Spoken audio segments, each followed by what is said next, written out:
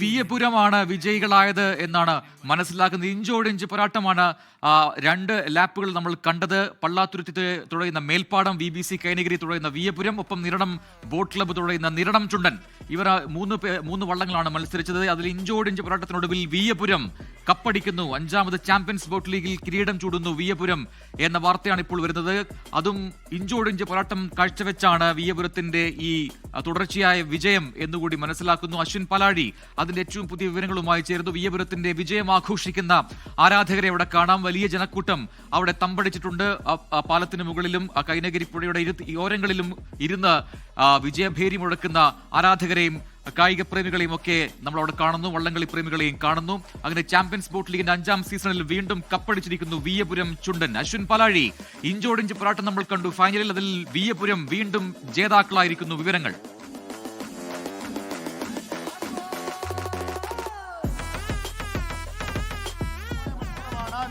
നെഹ്റു ട്രോഫിക്ക് ശേഷം CPLന്റെ ആദ്യ മത്സരങ്ങൾ കൈനഗരിയിൽ പൂർത്തിയാകുമ്പോൾ വിയപുരം 1ാം സ്ഥാനത്ത്, അതായത് ഫൈനൽ പൂർത്തിയാക്കി ഏറ്റവും കുറഞ്ഞ സമയത്തിൽ തുഴഞ്ഞെത്തിയെന്നുള്ളതാണ് ഏറ്റവും പ്രധാനപ്പെട്ട കാര്യം. BBC 3 മിനിറ്റും 33 സെക്കൻഡും 34 മൈക്രോ സെക്കൻഡിലുമാണ് തുഴഞ്ഞ് ഫിനിഷിംഗ് പോയിന്റിലെത്തിയത്. തൊട്ടു പിന്നാലെ പള്ളാത്തുരുത്തി ബോട്ട് ക്ലബിന്റെ മേൽപ്പാടം ചുണ്ടൻ 3 മിനിറ്റും 33 സെക്കൻഡും 62 മൈക്രോ സെക്കൻഡിലുമാണ് പിന്നാലെ തുഴഞ്ഞെത്തിയത്. എന്തായാലും നെഹ്റു ട്രോഫിയിൽ നേടിയ ആ ഒരു മേൽക്കൈ ഇപ്പോൾ വിയപുരം CBLലും തുടർച്ചയായി അത് പിന്തുടരുന്നു എന്നുള്ളതാണ് ഏറ്റവും പ്രധാനപ്പെട്ട കാര്യം. ആവേശം ഒട്ടും തുടരാതെ, ഒട്ടും പിന്മാറാതെയുള്ള വളരെ വാശിയേറിയ മത്സരമാണ് നടന്നത്. എന്തായാലും BBCയുടെ ആവേശം നമുക്ക് ഈ ദൃശ്യങ്ങളിൽ കാണാം. അവർ എത്രത്തോളം ആവേശത്തിലാണ്.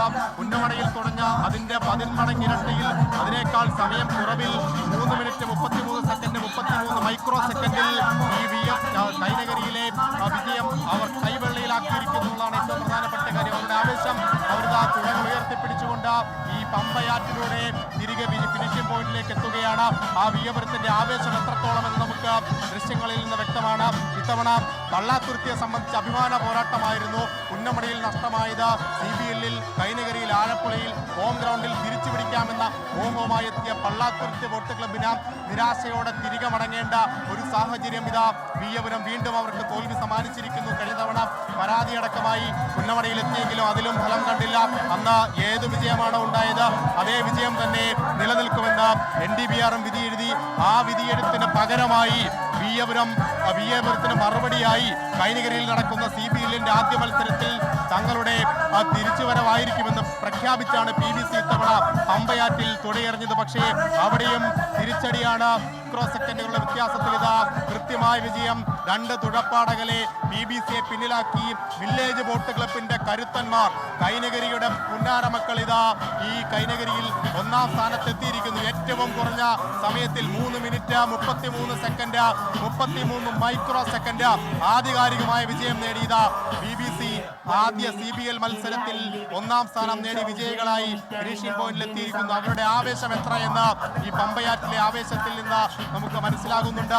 കൈനഗരിയിലാണ്, BBCയുടെ തട്ടകത്തിലാണ് അവർ വീണ്ടും 1ാം സ്ഥാനം നേടിയിരിക്കുന്നത്. അതിന്റെ മാറ്റ് തീരെ കുറഞ്ഞതല്ല. അത് എത്രത്തോളം ആവേശമാണ്, എത്രത്തോളം അഭിമാനമാണ് BBCക്ക് നൽകുന്നത് എന്നുള്ളത് നമുക്കറിയാം.